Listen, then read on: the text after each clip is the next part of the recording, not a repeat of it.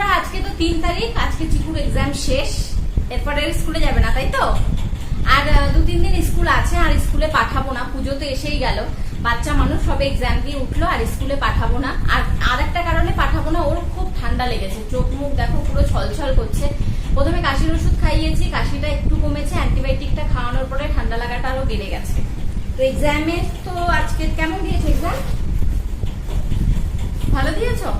Tiffin পাঠিয়েছিলাম, তো tiffin খাইনি, আর গাড়িতে বসে আমি খুলেও দেইনি, এমনিতেই শরীর খারাপ, হাতটা ধোয়া ছিল না। বাড়িতে এসে হাত ধুয়েছ? তো এখন ওকে টিফিনটা খুলে দেবো। আজকে টিফিনে কি ছিল দেখো, একটা টমেটো কেচাপ ছোট, আমি এটা কিনে রাখি, আর একটা লাড্ডু আছে, আর হচ্ছে সুজির এই প্যানকেক টাইপের আমি বানাই, তো এটাই আমি এখন ওকে খাওয়াবো। এটা খুলে দিয়ে, এটাই ও সব থেকে ভালো খায়।